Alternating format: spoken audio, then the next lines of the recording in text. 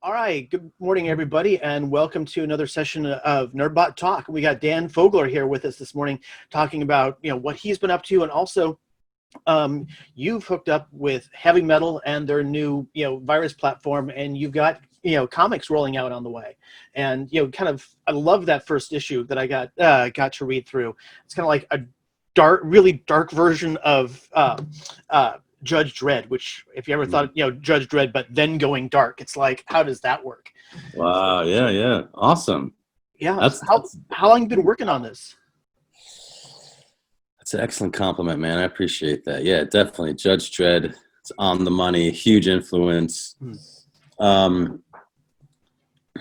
been working on Brooklyn Gladiator since,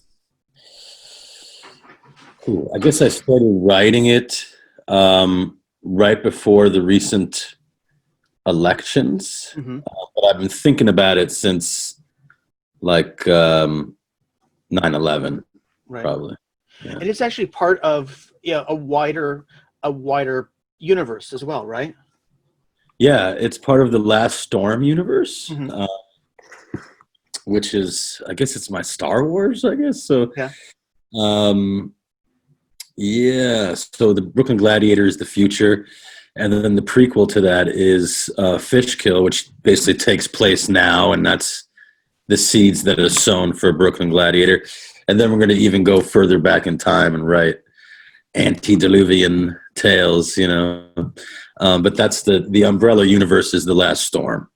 Gotcha. Is that furthest back? Is that the Moon Lake one, or is that a separate one? Moon Lake crosses over, but Moon Lake is kind of its own thing. That's my Twilight Zone. The other thing that goes back further is something that I'm cultivating called The Chronicles of Ra, which is about this girl who becomes the most powerful psychic on the planet and has to deal with those powers. Mm-hmm. It's interesting. I've been looking forward, since you're kind of doing, you had Gladiator out first, and then you've got Fishkill hitting next. It's like going backwards in time, because you've got it set up as this very again, it's interesting how the concepts of a dystopian future, that's not particularly new, but now the whole totalitarian controlling the populace and keeping them subjugated through fear or through drugs becomes this kind of a recurring theme. And you said that this actually had all happened before the last election, and now you're kind of watching things play out. It's funky, man. It's the fear of the technocracy. So Brooklyn Gladiator is a world that is drowning, and it's like 1984 Orwellian. Everything is scrutinized. There's cameras everywhere, and the population is controlled. Everything is controlled. They're drowning in nanites. Like nanites is the solution for everything. And and I basically took the headlines of today, all the conspiracies, and I turned the dial up and I said, what's it going to look like 15, 20 years from now? And that's Brooklyn Gladiator. So I basically said all the conspiracies that are out now, they're true for this universe. And so it's strange, because while I was writing it, you're absolutely right. I was like, whoa, we are living in a sci-fi dystopia right now. So it's unraveling before our eyes. So I thought, I better write about what's happening right now. So that's why I started writing Fishkill, about a detective that's unraveling a missing child case, and then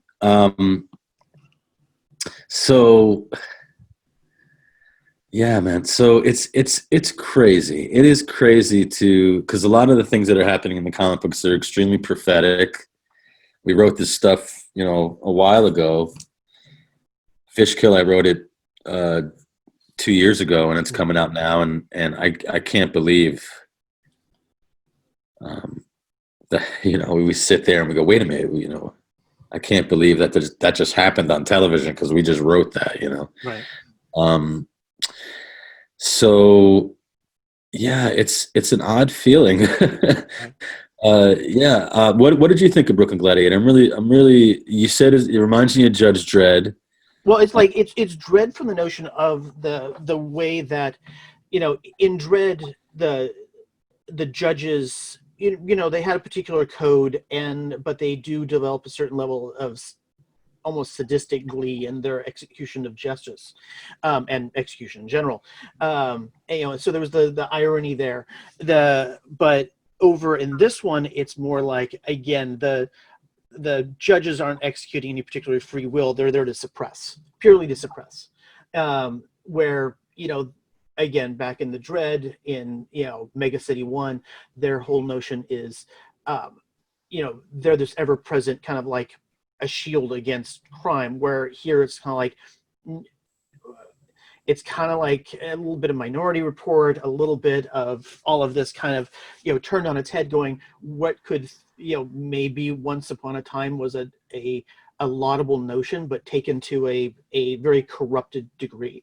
You mentioned the nanites, and it's interesting when, you could see where a government who gets a tool like that, suddenly, if that's your main hammer, everything becomes a nail. And you even mentioned the subways and stuff like that. They've all been abandoned since the nanites dug down. And you've got those, all the various problems. Here you fix one thing, but you introduce other problems because you're never sure what that thread is going to be connected to. And so you kind of explore some of that. Yeah, nanites is an actual, problem that we're facing today, where we have this thing that has been created, that is a robot that can go into your bloodstream, mm-hmm. and can clean you up, can help you hear, can help you with brain issues. It can send electrical signals to your heart, to help you. It can heal the world. That's how the nanites are sold. They pass the nanite bill. It's like unanimously, everyone's just like, everyone is at the end of their rope and they need a savior. Mm-hmm. And so, yeah. And these nanites into your body, and they will clean you up, but then they become a part of you. Indeed. No one talks about, then you have to deal with that. Inject the nanites into the water, and they use whatever, minerals and are in the water, any materials in the environment, and they're building that wall. Suddenly it's out of thin air. Whoa, you just sprinkle this stuff on anything. But it's so short-sighted. Yes, now it's incredibly helpful, but in the future it takes over. Yeah, I think that's what you hit on it right there, is that, very often and it can be in desperate times, you find a solution, but you don't necessarily think through the ramifications, to the degree that it might be. And sometimes that's needed, in a pinch, but other times it's like, no, is this really going to be the right idea to do now if we have to pay for it in a year, 3 years, down the line, especially with something that's simply not as understood as certain levels of technology. Yeah. And then so many times you have to question where this technology came from, and right. And the timing of it, and why is it patented? Why has it been patented for years?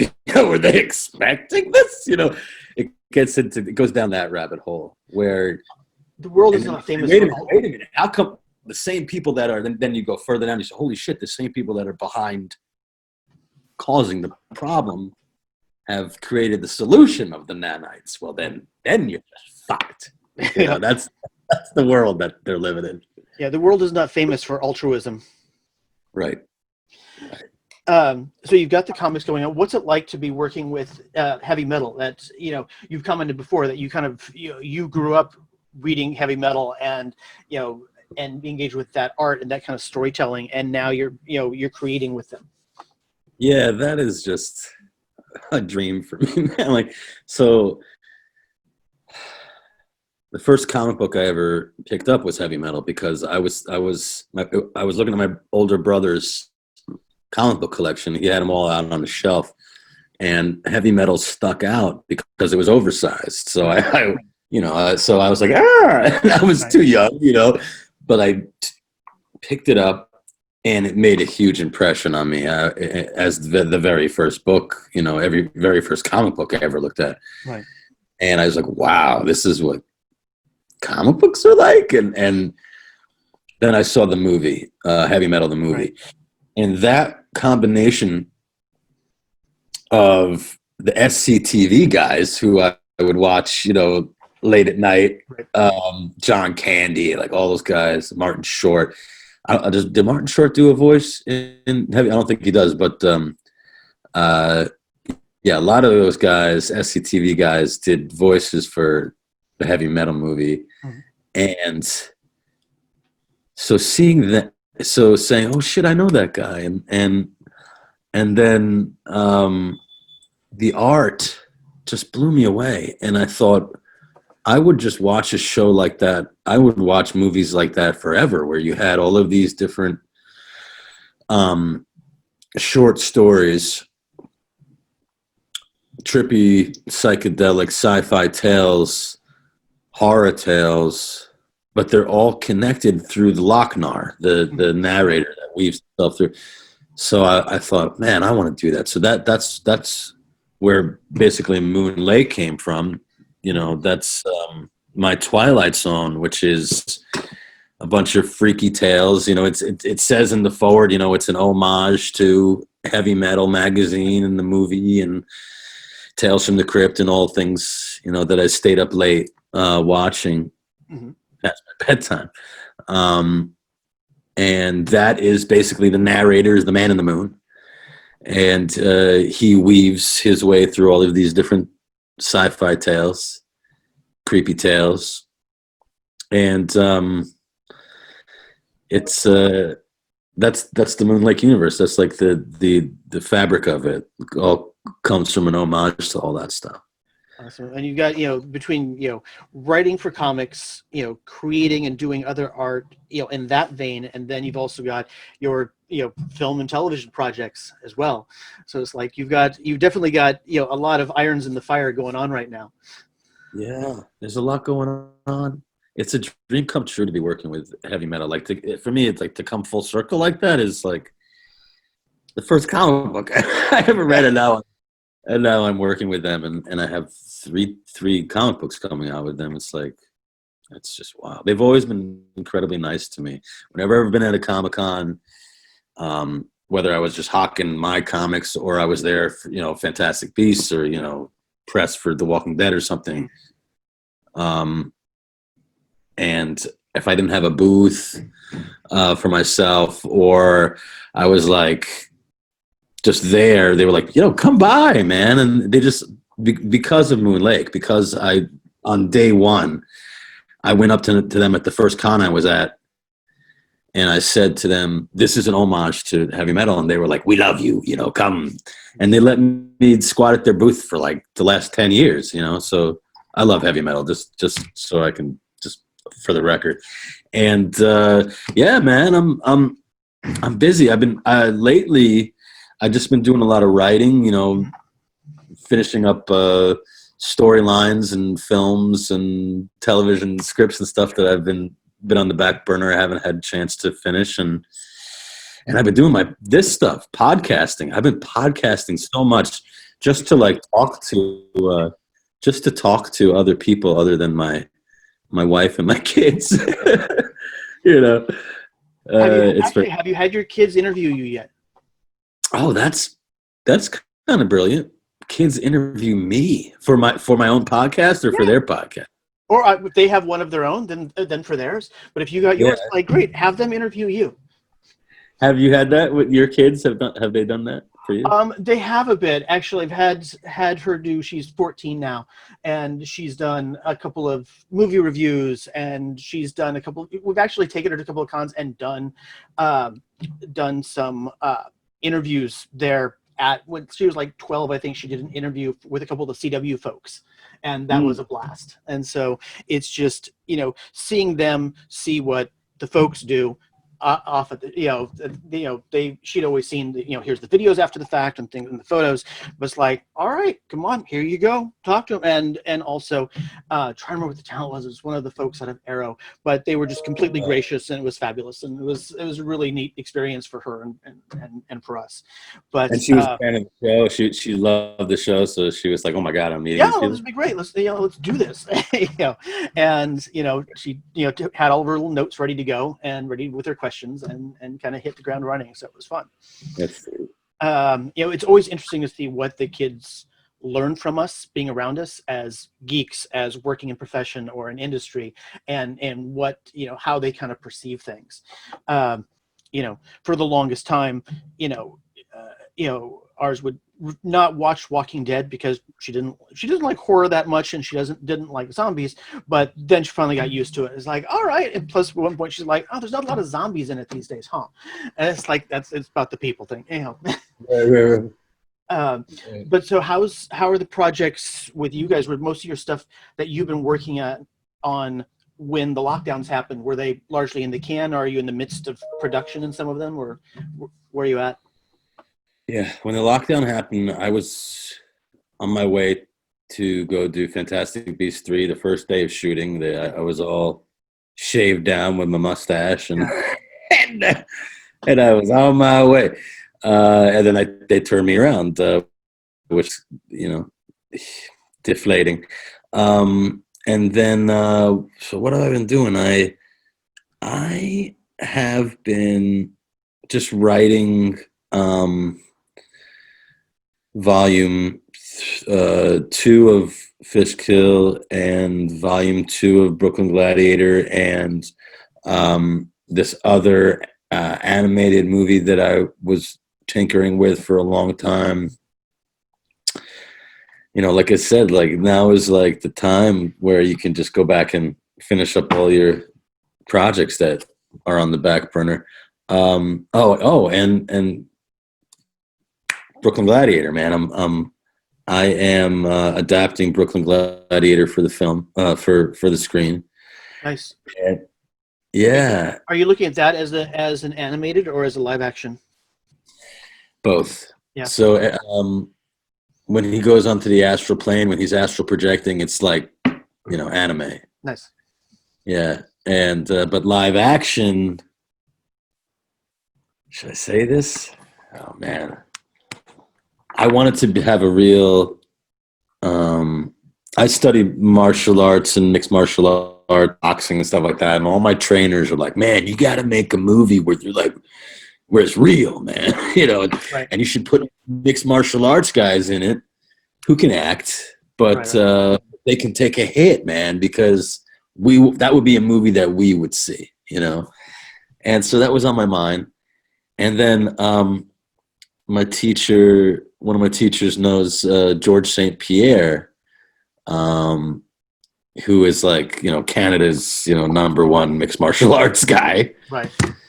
And it just seemed, I don't know, it just seemed like I was at a Comic-Con and he was sitting next to me. Mm-hmm. And he looked over and he goes, it kind of looks like me. It's like, that's him. It's like, it does look just fucking like George. So I don't know. We're in talks about it, but if he was in it, he would definitely be a huge draw for a lot of real MMA talent, Yeah. Yeah. In an odd way, I could almost see with the hyper-realism that you've got in the art, if you remember was it the Keanu Reeves movie, Scanner Darkly? Oh, yeah. That's sort of a treatment applied over Gladiator sort of a thing. So you have live action, but it can be both the more realistic, almost rotoscope, to the things going off the wall. Linklater. Yeah, man, that's definitely an idea, man. I like that idea. I definitely want to mix mediums, Yeah. It's just, the dreamscape and reality. And also, when he's, that might be a really good idea for when he does the bliss, he has the hallucinations. That might be really fucking good for that, actually. The Yep. There's all sorts of. well, it's great with the technology these days, both animation as well as CGI and everything else. It's simply, it's no longer we really constrained with having to really build new tech. Particularly, we refine it, but now it's really what you can visualize. You can throw it up there on screen. Yeah, it's incredible what they can do. I'm just so curious where it's headed. Something like The Walking Dead, where it's just like, it's like in camera effects, like right. it's tangible. I think it's always the beauty of the show because it's old school. It's shot on film. Yeah. So, I guess what are they going to do? They're going to have to add more, a digital presence there. I think. Well, I think it's always that the blend of your technologies that you've got, right? It's like, as you have some people that's like all practical effects always, but practical effects, while brilliant, there's certain things that it's great at, and other things like not so much. But if you go all CGI, again, it's the things that CGI can't do or doesn't do as well. Use the right tools in the toolkit, right? And when you can, and plus, good practical models and effects and makeup, and then kind of, dollop the edges with some CGI, and now you've got a good blend of everything. But no, it's true. Especially, I always love how much Walking Dead, especially in those early seasons, when again they didn't have a vast budget. They weren't, everything. It's kind of like, well, what can we get away with this? And it was all about the writing and the storytelling at the time, based off those original comics, translating it over, and that's what caught the legions of fans. Yeah, I did. First movie I made was called Hysterical Psycho, which was like the basis for Moon Lake. Right. All of these friends go up to a cabin in Moon Lake, and it's inherently haunted, and one of them goes nuts and starts killing everybody. So that and the narrator's there, the man in the moon, and it's very campy, but it was all practical effects, and it was so fun to do that. And we did it in black and white, so all the blood was chocolate syrup. It was a classic. Nice. I strongly recommend making a movie like that. It's so creative. It just feels so creative. And then when you add just a couple layers like black and white, or and suddenly it works. Where in the moment you were like, I don't that looks crazy, I don't fucking. But then suddenly the magic of the screen and the lights, you're like, holy shit, it looks like blood, and holy fuck, it's working. I love that. That's the heart of it. That's the heart of movie making right there. Oh, awesome. And I'm sorry, I was gonna, if I had a Rush shirt, I would totally have worn a Rush shirt. Oh yeah. All Rush all the time, man. Variety, man. Variety. It's you with Rush. your various podcasts that you've been doing. It's 4D Experience is one of your mains, right? Yeah, the Dan Fogler 4D Experience podcast. That's the one. Awesome. What have you been finding with folks lately during quarantine? Are they looking towards the future? Are they like just hungry for it to be done? Are they thinking that there's going to be a new normal, things going to be different? What's kind of like the mindset that you've been seeing with folks? People are wary. It's different across the board. I think people are starting to get restless. They're starting to get loopy. Yeah. And they're starting to sense that, maybe maybe it was an overreaction, and you got to be careful what you say. Right. Which is another thing that people are noticing. People are noticing things when sitting in their houses, being forced to stop and be in the moment, and a lot of it is lovely. People are becoming, I think, more present, and they're becoming more in tune with themselves, and they're starting to ask a lot more questions. And but I think that people are, like I said, they're wary because what's the next step? Do we make the next step? Like, what are we, where everyone is so tentative and they're looking at all the leaders going, oh, what the fuck? Holy shit, this guy, like, no one knows who to fucking look to for answers. And one person sounds credible one day and the very next day it's just like, that person's an idiot. It's like, it just goes back and forth on either side of the, on every, leaders across the board. And there's so much misinformation. I'm hoping that people being forced to look inside for answers are going to start getting some. Mm-hmm. And I hopefully this is a peaceful transition into figuring out how to deal with these illnesses, because this is kind of ridiculous. That's what I'm getting across the board, that people are like, this is a little ridiculous. Just the science of it. This is the first time something like this has ever happened in a non-wartime scenario. Right. where it was a quarantine lockdown and they were locking down healthy people. In a quarantine, you're supposed to lock down sick people, So just that sentence I just said is enough to write several dystopian sci-fi comic books about, man. Take that, and over we have nanites. Yeah. Listen, I thought that was a thing in the future, but they're talking about these nanites.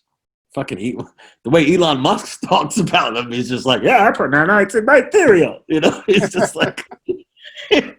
Musk is one of those folks. When he was first coming, with Tesla and stuff like that, people would laugh and stuff like that. And he's like, "Hey, you buy 25,000 hats and I'll make flamethrowers." People laugh.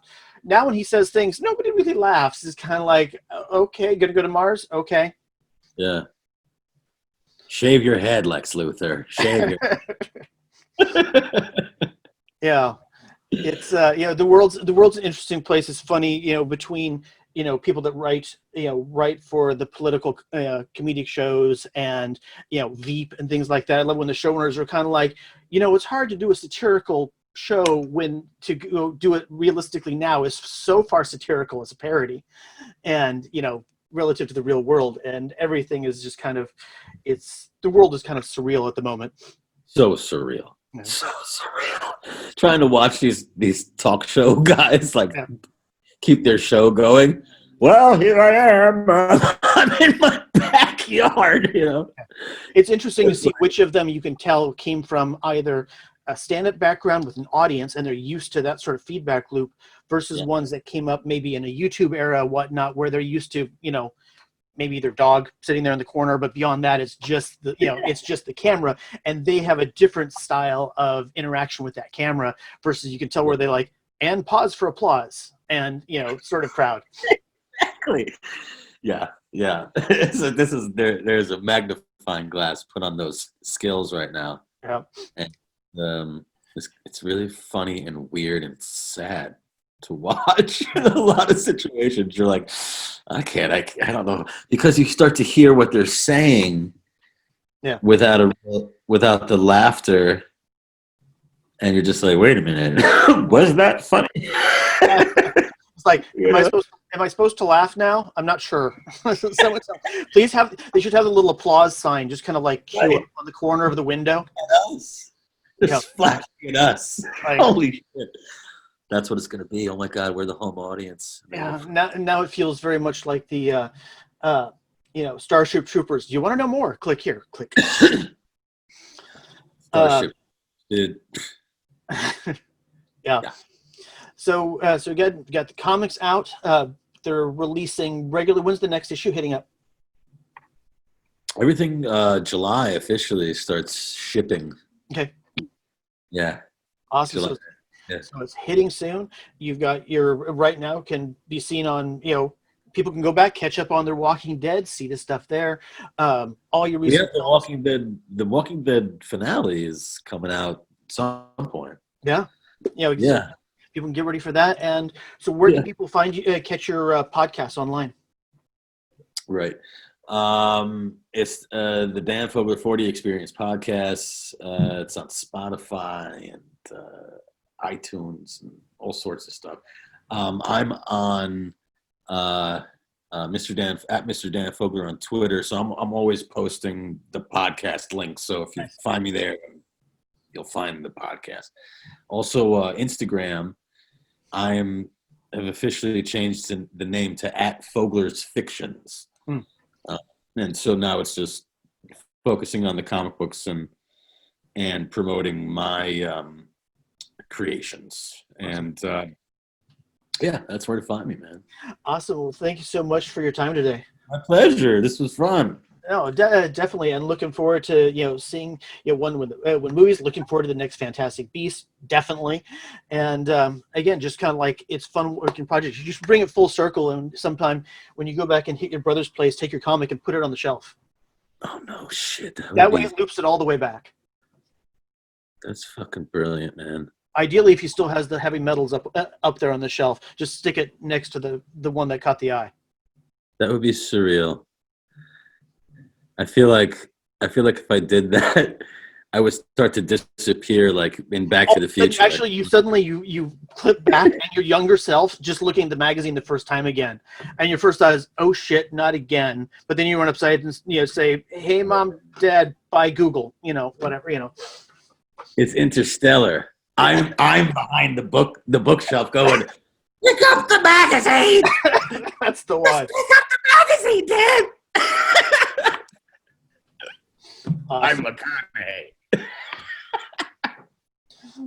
Awesome. You have a great day. Thanks for your time. And everybody, we'll catch you around next time. Okay, pal. Have a good one.